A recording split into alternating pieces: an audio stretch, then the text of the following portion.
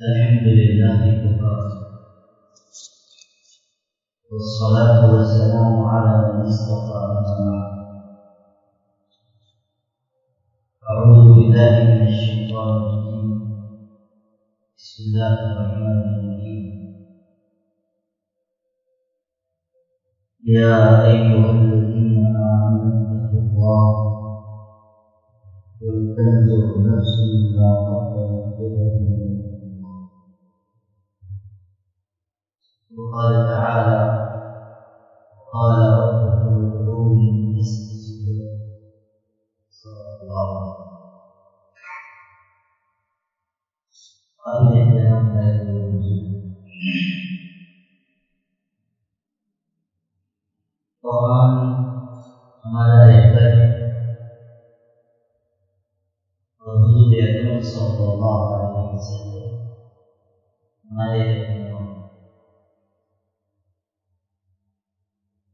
حالات چاہے اچھے ہوں یا برے اور انسان مشکل میں ہو یا آسانی میں زندگی کے ہر حصے کے لیے بہترین اور مکمل رہنمائی ہوتی ہے۔ ہوتا یہ ہے کہ ہم اپنے آپ پر آنے والے حالات اور مشکلات کا خود سے تجزیہ کریں، اسباب خود سے متعین اور علاج بھی ہم اپنے آپ تجویز کرتے ہیں، اور اس رہنمائی سے ہم منہ موڑ لیتے ہیں جو اللہ نے اور اس کے پاک رسول صلی اللہ علیہ وسلم نے عطا کی۔ آپ دیکھیں گے کہ اس وقت بھی جو ملک و ملت کے حالات ہیں یا دنیا میں مسلمانوں پر آنے والے جو مسائل اور مشکلات ہیں اس کے سلسلے میں ہر شخص اپنی رائے دینا ضروری سمجھتا ہے۔ وہ اپنے ذہن سے حالات کا سبب تلاش کرتا ہے اور عام طریقے پر ٹھوکر کھاتا ہے۔ والد صاحب رحمۃ اللہ علیہ کی بات یاد ہے، وہ فرماتے تھے کہ انسان حالات کا سبب اپنی عقل سے تلاش کرتا ہے اور عقل اس کو ایسی جگہ لے جا کر کھڑا کر دیتی ہے جو تباہی اور بربادی کا دہانہ ہوتا ہے۔ قال نے کہا تھا فلیار ہے سو بھید بنا دے، عشق بیچارہ نہ ملا نہ ظاہر نہ حکیم، اور یہ بھی کہا تھا کہ بے خطر کود پڑا آتش نمرود میں عشق، عقل ہے محو تماشائے محو بام۔ بات تو بنتی ہے عشق اور محبت سے، اللہ اور اس کے پاک رسول صلی اللہ علیہ وسلم کی رہنمائی پر کامل اعتماد و یقین سے۔ میرے والد صاحب ایک دلچسپ قصہ بھی سناتے ہیں کہ انسان صرف اپنی عقل استعمال کرتا ہے تو کس طرح ٹھوکر کھاتا ہے۔ فرماتے تھے کہ پرانے دور میں تین بیوقوف تھے جو راستے سے گزر رہے، انہوں نے راستے کے کنارے ایک اونچا مینار دیکھا تو آپس میں یہ گفتگو کرنے لگے کہ انسان تو 5-6 فٹ کا ہے اور یہ مینار 100-150 فٹ بلند ہے، تو 5-6 فٹ کے انسان نے اتنا اونچا مینار کیسے بنا؟ تینوں تھے ایک دم ٹھکانے سے بے ہوئے، تو آپس میں جو ہے گفتگو شروع ہو گئی۔ ان میں سے ایک نے یہ کہا عقل کس طرح استعمال، کہنے لگا کہ اللہ کے بندو یہ آج کے زمانے کا مینار نہیں، یہ اسی دور کا ہے جب کہ لوگ بھی اتنے ہی اونچے اونچے ہوتے تھے، انہوں نے اپنے زمانے میں بنایا۔ دوسرے نے کہا کہ نہیں یہ بات صحیح نہیں، بلکہ اصل بات یہ ہے کہ اس کو زمین پر بنایا گیا تھا، اس کے بعد نماز اس کو پڑھا کرتے ہیں۔ تیسرا جو ان دونوں کا بھی امام تھا، مودی جی سے مجھے رشتے داری نہیں ہوگی، اس نے یہ کہا کہ تم دونوں جو ہو،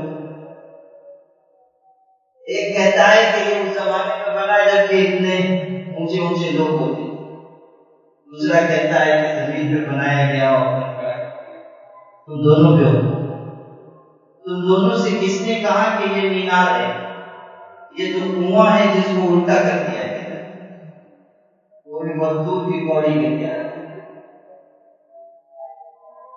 والد صاحب نے واقعہ سنا کہ فرماتے تھے کہ جس طرح انہوں نے اپنی عقل استعمال کی اور ٹھوکر کھائی، مسلمان بھی اپنے اوپر آنے والے حالات کا سبب اپنے ذہن سے تجویز کرتا ہے اور مخالف کرتا ہے۔ ہماری ذمہ داری یہ ہے کہ ہم قرآن کی طرف لوٹیں، ہم اللہ اور اس کے پاک رسول صلی اللہ علیہ وسلم کی طرف لوٹیں۔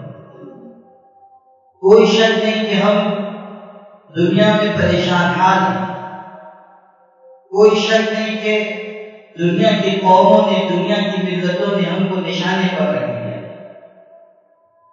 اور یہ ہمارے لیے کوئی انوکھی بات نہیں ہے، اس کی خبر ہم کو دی جائے۔ حضور نے فرمایا تھا ایک زمانہ ہے تم پر قومیں اور امتیں اسی طرح ٹوٹ پڑے گی جس طرح بھوکے لوگ دسترخوان پر ٹوٹ پڑتے ہیں۔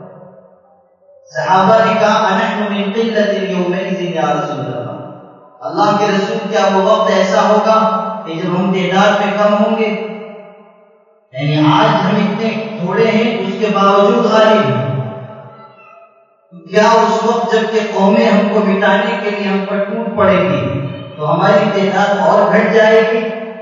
حضور نے فرمایا تعداد میں تو بہت زیادہ ہوگی، ولیکن غصہ ان کا غصہ السیل، لیکن تمہاری حالت سمندر کے جھاگ کی طرح ہوگی، دیکھنے میں تو بہت نظر آتا ہے مگر اس کی کوئی اہمیت، کوئی قدر و قیمت اور وزن نہیں، اور اس وقت تمہارے دل میں وہن پیدا ہو جائے۔ وہن عربی زبان میں کمزوری کو کہتے ہیں۔ صحابہ نے کہا عمر وہن یا رسول اللہ، اللہ کے رسول کی کمزوری کیا چیز ہے، وہن کیا چیز ہے؟ حضور نے فرمایا حب الدنیا و کراہیت الموت، دنیا کی محبت اور موت سے نفرت۔ یہ چیز جب تمہارے اندر پیدا ہو جائے گی تو تم تعداد میں زیادہ ہونے کے باوجود بے حیثیت ہو جاؤ۔ آج دنیا میں مسلمانوں کے کتنے ملک ہیں، مال کی ان کے پاس کوئی کمی نہیں ہے، اسباب کی ان کے پاس کوئی کمی نہیں ہے، اقتدار اور حکومت کی کوئی کمی نہیں ہے۔ سعودی عرب کی سرزمین سونے سے زیادہ قیمتی شے اگلتی ہے۔ دنیا میں مسلمان ملکوں کے پاس کتنے اسباب و وسائل ہیں، اس کے باوجود فلسطین کے مسلمانوں کو بے دردی کے ساتھ نشانہ بنایا جاتا ہے، ظلم و ستم کے پہاڑ توڑ دیے جاتے ہیں۔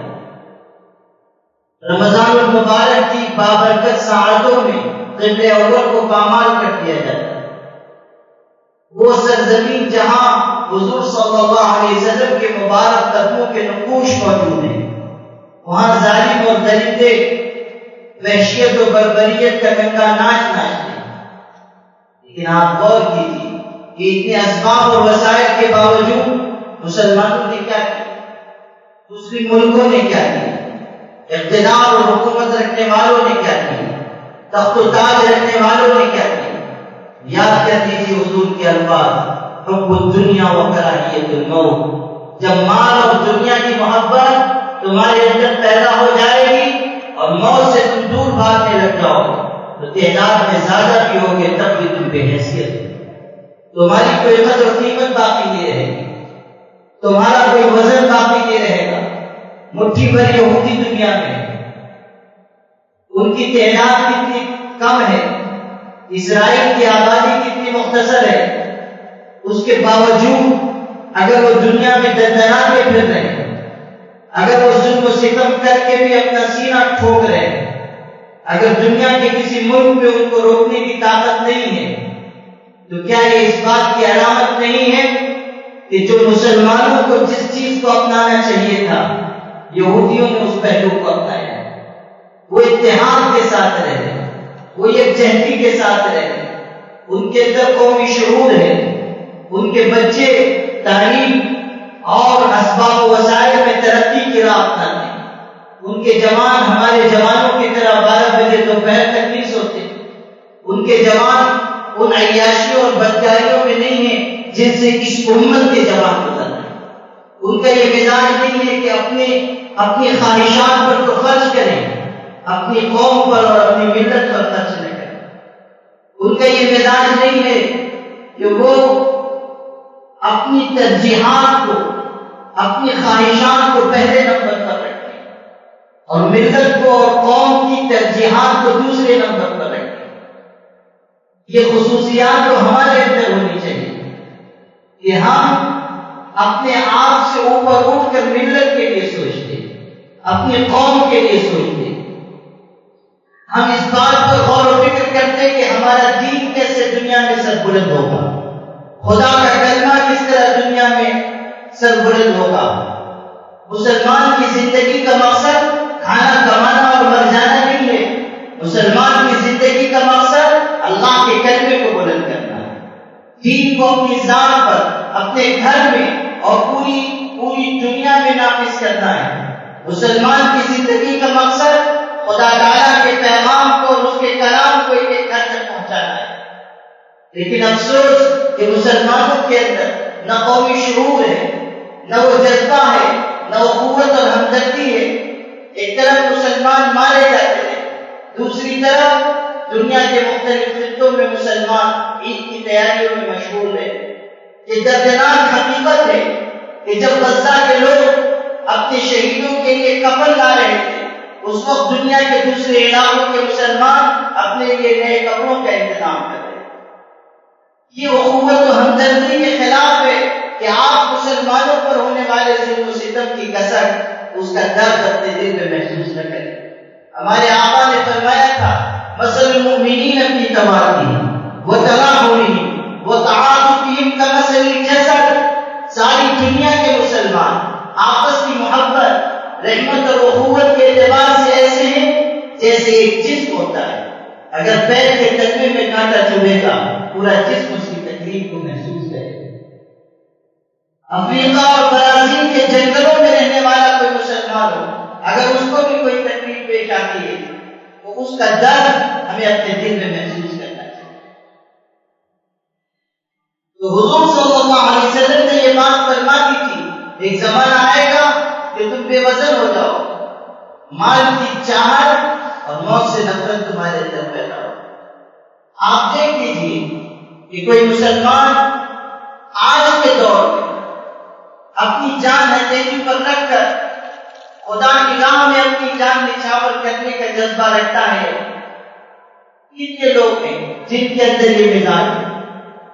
کوئی شک نہیں کہ فلسطین کے مسلمانوں نے پوری دنیا کے مسلمانوں کی طرف سے باطل کی سرکوبی اور حق کی حمایت کا فریضہ انجام دیا ہے۔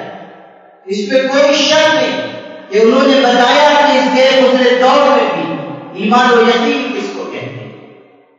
انہوں نے بتایا کہ مسلمان کے لیے جان نچھاور کر دینا، اللہ تعالیٰ کے دین کے لیے اور اس کے کلمے کے لیے اپنی اولاد کو قربان کر دینا، بیوی کا شوہر کی قربانی دینا، شوہر کا بیوی کی قربانی دینا، اولاد کا اپنے ماں باپ کی قربانی دینا، ماں باپ کا اپنی اولاد کو نچھاور کرنا، یہ اس زمانے میں بھی اسی طرح آسان ہے جس طرح قرون اولیٰ کے مسلمانوں کے لیے آسان ہے۔ اگر ایمان و یقین ہو تو پھر یہ منظر دیکھنے کو ملے گا کہ ایک باپ کے جنازے میں اس کا کمسن بچہ روتا ہوا جاتا ہے اور کہتا ہے کہ بابا تم دنیا سے رخصت ہو گئے، لیکن تم دنیا سے چلے گئے اور ہو گئے، لیکن مشن زندہ ہے۔ بیوی اپنے جوان شوہر کے جنازے پر بجائے اس کے کہ آنسو بہائے اور ماتم کرے، وہ یہ کہتی ہے کہ تم جنت میں چلے گئے، ہم تمہارے پیچھے پیچھے چلے آئے۔ یہ منظر جب دنیا کے انسانوں کو دیکھنے کو ملتا ہے، ایک باپ اپنے 3 بچوں کا جنازہ ایک ساتھ اٹھاتا ہے اور اس کے بعد بھی یہ کہتا ہے کہ اللہ تیرا شکر ہے کہ تو نے میرے بچوں کی شہادت قبول کر مجھ کو شہیدوں کا باپ بننے کا شرف عطا کیا. تو دنیا اس حقیقت کو پا رہی ہے کہ ایمان و یقین کی طاقت کیا ہے. اللہ تعالیٰ پر نازوال اعتماد اس کو کہتے ہیں. فلسطین کے مسلمانوں نے بتایا کہ یہ دنیا بزدلوں کے ساتھ نہیں کھڑی ہوتی، یہ بہادروں اور ہمت والوں کے ساتھ کھڑی ہوتی. انہوں نے ساری دنیا کے مسلمانوں کو یہ پیغام دیا کہ اب ہوائیں ہی کریں گی روشنی کا فیصلہ، جس دیے میں جان ہوگی وہ دیا رہ جائے گا. وہ لوگ زندہ رہیں گے جن کے اندر عزم و ہمت ہو، وہ لوگ زندہ رہیں گے جن کے اندر اللہ تعالیٰ کی ذات پر اعتماد اور توکل ہو. وہ مسلمان جو مصلحت کی چادر میں لپٹ جائیں گے، وہ مسلمان جو خوف اور بزدلی کا شکار ہو جائیں گے، وہ مسلمان جو اپنے فریضے سے کترائیں گے. وہ اپنے آپ کو لاکھ مسلمان کہیں لیکن اللہ کی نگاہ میں وہ کامل مسلمان ہے. قرآن میں کہا گیا قُلْ إِنْ كَانَ آبَاؤُكُمْ وَأَبْنَاؤُكُمْ وَإِخْوَانُكُمْ وَأَزْوَاجُكُمْ وَعَشِيرَتُكُمْ وَأَمْوَالٌ اقْتَرَفْتُمُوهَا وَتِجَارَةٌ تَخْشَوْنَ كَسَادَهَا وَمَسَاكِنُ تَرْضَوْنَهَا أَحَبَّ إِلَيْكُم مِّنَ اللَّهِ وَرَسُولِهِ وَجِهَادٍ فِي سَبِيلِهِ فَتَرَبَّصُوا حَتَّىٰ يَأْتِيَ اللَّهُ. ارشاد ہوتا ہے کہ اے پیغمبر آپ دنیا میں اعلان کر دیجیے کہ وہ مسلمانوں اگر تمہارے والدین، تمہاری اولاد، تمہارے خاندان، تمہاری بیویاں، تمہارے مکانات، تمہاری تجارتیں یہ تم کو اللہ اور اس کے رسول سے زیادہ محبوب اور پیاری ہو، اور اگر یہ ساری چیزیں تم کو اللہ کے راستے میں جہاد کرنے سے زیادہ مرغوب ہو تو پھر سنو فتربصوا حتى يأتي الله بأمره، تم انتظار کرو یہاں تک کہ اللہ تعالیٰ اپنا عذاب تم پر نازل کرے. ہمیں تو یہ سبق دیا گیا ہے کہ ہمارے دل میں سب سے غالب محبت اللہ اور اس کے رسول کی ہو. ہم جیے تو اللہ کے لیے جیے، ہم مرے تو اللہ کے نام پر مرے. قُلْ إِنَّ صَلَاتِي وَنُسُكِي وَمَحْيَايَ وَمَمَاتِي لِلَّهِ رَبِّ الْعَالَمِينَ. میری نماز، میرا روزہ، میرا جینا، میرا مرنا سب اللہ تعالیٰ کے لیے. قربانی ہو، نماز ہو، ذکر و تلاوت ہو، جینا مرنا ہو، سب اللہ کے نام پر ہو. مسلمان جیے تو اللہ کے لیے جیے، جان دے تو اسی کے نام پر جائے. صحابی رسول لڑ رہے تھے، کافر نے حملہ کیا اور شدید زخمی ہو کر یہ گرنے لگے. اس وقت کہا قُلْتُ وَرَبِّ الْكَعْبَةِ، کعبہ کے رب کی قسم میں کامیاب ہو گئے. اس کافر کو بڑی حیرت تھی کہ ایک شخص جان لے رہا ہے اور وہ قسم کھا کر کہتا ہے کہ میں تو کامیاب ہو گیا، میں کامیاب ہو گیا. بس یہی جملہ اس کے دل میں آگ بن کر چھپا رہا اور یہی جملہ اس کے ایمان لانے کا سبب بنا. جب اس نے معلوم کیا کہ مرتے دم کیسے یہ شخص یہ جملہ کہہ کر گیا تو اس کو پتا چلا کہ مسلمان کا مرنا اس کے لیے مصیبت نہیں ہے. وہ اگر اللہ کے نام پر جان دے رہا ہے تو اس کو اس بات کا فخر ہوتا ہے کہ میں نے اپنی جان اس کے لیے قربان کر دی جس نے مجھ کو جان کا تحفہ عطا کیا. جان کی دی ہوئی اسی کی تھی. حق تو یہ ہے کہ حق ادا کرو. اللہ نے ہمیں جان دی، اگر ہم نے اللہ کے نام پر اپنی جان نچھاور کر دی تو یہ ہمارے لیے عزت کی بات ہے، یہ ہمارے لیے فخر اور سرور کا مقام ہے. شہادت مسلمان کے لیے کوئی مصیبت نہیں ہے، وہ تو شہادت کی تمنا کرتا ہے. اقبال نے یوں نہیں کہا تھا کہ شہادت ہے مطلوب و مقصود مومن، نہ مال غنیمت نہ کشمت و شاہی. یہ غازی یہ تیرے پراسرار بندے جنہیں تو نے بخشا ہے ذوق خدائی. تو نیم ان کی ٹھوکر سے، تو نیم ان کی ٹھوکر سے صحرا و دریا، پہاڑ ان کی ہیبت سے سمٹ کر ہلائی. شہادت ہے مطلوب و مقصود مومن. حضرت عمر بن خطاب دعا مانگتے تھے اللہم ارزقنی شہادت فی سبیلی واجعل موتی فی بلد رسولی. خدا مجھ کو شہادت کی موت دینا اور اپنے پیغمبر کے شہر میں وفات عطا کرنا. ان کی صاحبزادی حفصہ نے سنا جو ام المومنین تھی، حضور کی زوج محترمہ ہماری ماں تھی. انہوں نے سنا تو کہنے لگی ابو جان عجیب دعا مانگتے ہیں. ایک طرف کہتے ہیں شہادت ملے، دوسری طرف کہتے ہیں مدینے کی موت ملے. اس وقت تو مدینہ مرکز اسلام اور کوئی اس بات کا امکان نہیں رہ گیا تھا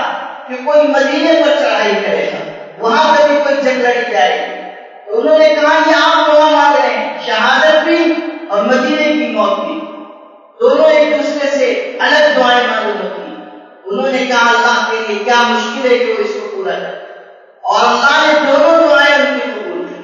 شہادت کی موت ملی, مدینہ منورہ میں وفات ہوئی, مصلی رسول پر نماز پڑھا رہے تھے, فجر کی امامت کر رہے تھے کہ ابو کو فیروز مجوسی نے ان پر حملہ کیا, اسی حالت میں گرے. نماز کا ایسا اہتمام تھا کہ اشارہ کیا عبد الرحمن بن عوف کو کہ آپ نماز مکمل کرائیں. نماز پوری ہوئی, ان کو زخمی حالت میں اٹھا کر لے جایا جا رہا ہے, پیٹ پھٹ گیا ہے, خون بہ رہا ہے, موت اور زندگی کی کشمکش ہے, مگر کیسا ایمان و یقین تھا. صحابہ سے کہتے تھے اکملت الصلاۃ, میری نماز پوری ہوئی کہ نہیں؟ اکملت الصلاۃ, نماز کی فکر, کہتے میری نماز مکمل ہوئی کہ تھک آئے گئے, تکلیف نے دبا دی, پیٹ سے نکل گئے. طبیبوں نے کہا کہ اب حضرت امیر المومنین بچ نہیں سکیں گے, آخری وقت چند گھڑیوں کے مہمان رہ گئے. آپ غور کیجیے کہ اللہ کے حضور میں شہادت کا کیسا جذبہ تھا. ایک طرف شہادت مانی, دوسری طرف مدینے کی موت مانی, اور خدا نے دونوں دعائیں ان کے حق کو قبول فرمائی. ان کی دونوں دعاؤں کو اللہ نے سنا اور دونوں ان کی تمنائیں پوری ہوئی. شہادت کی موت ملی, مدینہ منورہ میں وفات ہوئی. حضرت عمر کو جانے دیجیے, خود حضور کے بارے میں یہ بات نقل کی ہے. بخاری میں حضور نے فرمایا وجدت مقتل فی سبیل اللہ ثم احیا ثم اقتل ثم احیا ثم اقتل. میں یہ چاہتا ہوں کہ اللہ کے راستے میں شہید کر دیا جاؤ, پھر زندہ کیا جاؤ, پھر شہید کر دیا جاؤ, پھر زندہ کیا جاؤ, پھر شہید کر دیا جاؤ. حضور صلی اللہ علیہ وسلم نے اپنی تمنا اور چاہت کا انتظار کیا. مسلمان موت سے نہیں گھبراتا. شہادت اس کے لیے مصیبت نہیں ہے, نعمت ہے. یہ تو ہماری آپ کی دنیا سے محبت اور موت سے نفرت ہے کہ ہم مرنا نہیں چاہتے. ہم یہ چاہتے ہیں کہ 1000 سال کی زندگی مل جائے. کسی بوڑھے سے بھی آپ پوچھیں گے 75-80 سال کا ہو چکا ہو کہ مرنا چاہتے ہو, تو کہے گا چند سال اور زندہ رہ جاؤں تو اچھا ہے. موت کوئی نہیں چاہتا. کیوں؟ اس لیے کہ ہمارے دل میں اللہ اور اس کے رسول کی ویسی محبت نہیں ہے جو ہونی چاہیے. عبداللہ بن حذافہ سہمی دشمنوں سے لڑنے کے لیے گئے تھے. حضرت عمر ہی کا زمانے خلافت تھا. صحابہ کی جماعت ساتھ تھی. عیسائیوں کے یہاں قید ہو گئے. عیسائی بادشاہ نے کہا کہ اگر تم ہمارا دین قبول کر لو گے تو ہم تمہارا اعزاز کریں گے, سلطنت میں بھی تم کو حصہ دیں گے. عبداللہ بن حذافہ بہت حسین و جمیل تھے, صحت مند, تندرست, توانا تھے. ان کو دیکھ کر بادشاہ متاثر ہوا. وہ اس جماعت کے امیر تھے. ان سے کہا کہ اگر تم عیسائی ہو تو, انہوں نے انکار کر دیا. پھر لالچ دیا اپنی بیٹی سے تمہارا نکاح کر دوں گا, سلطنت میں بھی شریک ہو جاؤ گے. انہوں نے انکار کیا. بادشاہ بہت غصہ ہوا. آخر اس نے آگ جلوائی, اس پر تیل کھولایا گیا. پھر ان کی جماعت کے ایک شخص کو اٹھا کر اس میں ڈال دیا گیا. چند سیکنڈ میں اس شخص کا گوشت ہڈیوں سے الگ ہو گیا. اللہ کے راستے میں شہید ہو گیا. ان سے بادشاہ نے خطاب کر کے کہا کہ اگر تم نہیں مانو گے تو تمہارا بھی یہی حشر ہوگا. انہوں نے کہا ہرگز نہیں مانا. دوسرے شخص کو اسی طرح ڈالا گیا. انہوں نے پھر بھی انکار کیا. تب بادشاہ نے اشارہ کیا کہ ان کو اٹھا کر لے جاؤ.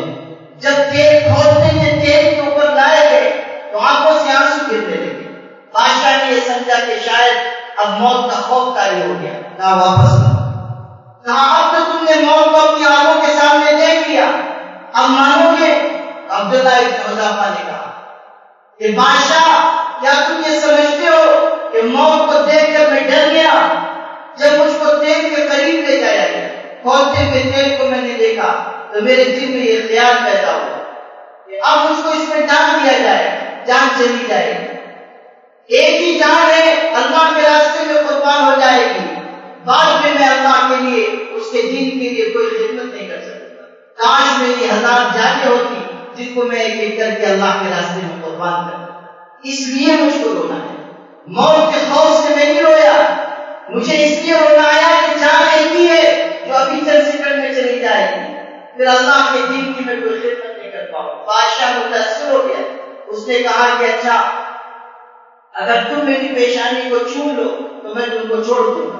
انہوں نے کہا اگر میرے ساتھیوں کو بھی چھوڑنے کا وعدہ کرے تو میں آپ کی پیشانی چوم لوں گا۔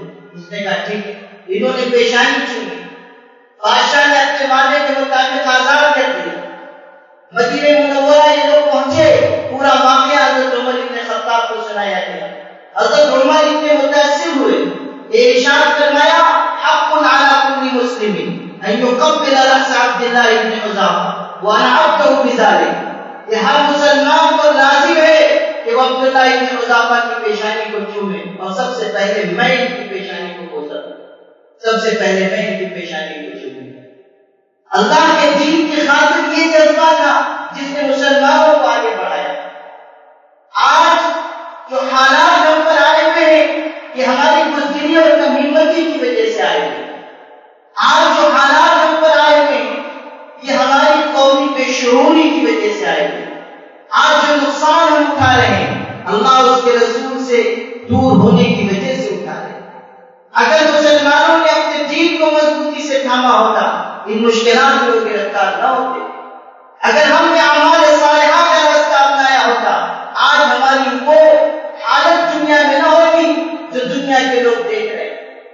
صورتحال یہ ہے کہ ہم نہ مال خرچ کرنے کے لیے تیار ہیں، نہ اعمال و عبادات میں وقت لگانے کے لیے تیار ہیں۔ 5 وقت کی فرض نمازیں ہم سے ادا نہیں ہو پا رہی، تجارت ہماری اسلامی تجارت نہیں ہے، نگاہ کی خیانت کے ہم مرتکب ہو رہے ہیں، زبان پر ایسی باتیں ہیں جو ایک شریف انسان کی زبان پر کبھی نہیں آنی چاہیے، لذتوں کے ہم خوگر ہو گئے۔ ہماری زندگی کا مقصد لذتوں کی تلاش ہے، مال اور اسباب کی تلاش ہے۔ ہر شخص یہ چاہ رہا ہے کہ بس وہ مالدار اور امیر ترین ہوتا چلا جائے۔ یہ ہمارے پیش نظر نہیں ہے کہ ہمارا دین کیسے ترقی کرے، ہماری قوم کیسے آگے بڑھے، ایک ایک مسلمان میں جذبے اخوت کیسے پیدا ہو، ہم روزانہ خدا کے حضور میں کلمہ سبحان والے کیسے بن جائیں، عبادتوں میں کس طرح سرگرم عمل ہو۔ گزرے دور میں فتنوں کے زمانے میں جو انسان عبادت کا اہتمام کرتا ہے اس کا اجر بڑھا دیا جاتا ہے۔ ہمارے آقا نے فرمایا تھا العبادت فی الحاج کہ ہجرت الیہ، کہ فتنے کے زمانے میں انتشار کے زمانے میں جو شخص عبادت کے کاموں میں لگتا ہے اس کا اجر ایسا ہے گویا کہ وہ ہجرت کر کے میری طرف آتا ہے۔ حضور یہ الفاظ ارشاد فرمائے انتشار کے زمانے میں، فتنوں کے زمانے میں جو شخص اعمال میں لگے گا اس کا اجر بڑھا دیا جائے گا۔ آج کا دور فتنوں کا دور ہے، گناہوں اور معصیت کے عروج کا دور ہے۔ دنیا میں نئے نئے آلات ایجاد ہو گئے جو گناہ اور نافرمانی کی طرف دعوت دینے والے ہیں۔ دنیا بے شرمی اور بے حیائی کے عروج پر پہنچی ہوئی ہے۔ دنیا نے اپنے آپ پر سے پابندی کیے ہر طرف کو اتار دیتا ہے اور یہ چاہا جا رہا ہے کہ مسلمان بھی اسی طور طریقے کو اپنائیں، اور افسوس کہ مسلمان بھی اپنے آپ کو فتنوں سے اور ماحول کی غلاظتوں اور نجاستوں سے بچا نہیں پاتے۔ جب یہ صورتحال پیدا ہو تو پھر یاد رکھیے کہ ہم عزت نہیں پا سکتے۔ قرآن ہمیں بتاتا ہے کہ اللہ کے دین کی طرف لوٹ کر آؤ، اللہ کا خوف پیدا کرو۔ یا ایھا الذین آمنوا اتقوا اللہ ولتنظر نفس ما قدمت لغد واتقوا اللہ۔ قرآن کہہ رہا ہے ایمان والو اللہ سے ڈرو، تم میں سے ہر شخص یہ غور کرے کہ اس نے آنے والے کل کے لیے کیا تیاری کی۔ حالات کی سختی ہو اللہ کے آگے دعا کے لیے ہاتھ پھیلاؤ۔ قال ربکم ادعونی استجب لکم، تمہارا پروردگار کہتا ہے مجھ سے مانگو میں تمہاری مانگ پوری کروں۔ حضور فرمائے لیس شیء اکرم علی اللہ من الدعاء، اللہ کی نگاہ میں کوئی عمل دعا سے زیادہ عزت و شرافت والا نہیں۔ صدقے کے بارے میں ترغیب دی گئی کہ صدقہ بلاؤں اور مصیبتوں کو ٹالتا ہے، انسان کو خدا تعالیٰ کی نگاہ میں مقرب بناتا ہے۔ یہ سب حالات کی سختی کے وقت مسلمانوں کے لیے لازمی اعمال ہے، وہ دعا کا اہتمام کریں، صدقہ خیرات کا اہتمام کریں، امر بالمعروف نہی عن المنکر کریں، اعمال پر عبادات پر جمیں، ہمت اور استقامت کا راستہ اپنائیں، بزدلی اور خوف کو اپنے دل سے نکالیں، توحید اپنے دل میں مضبوط کریں کہ ہوگا وہی تو اللہ کا فیصلہ ہوگا، یقین اپنے اندر پیدا کریں، جو یقین کی راہ میں چل پڑے انہیں منزلوں نے پناہ دی، جنہیں وسوسوں نے ڈرا دیا وہ قدم قدم پر پہنچ گئے۔ جب یقین ہوگا حالات درست ہوں گے۔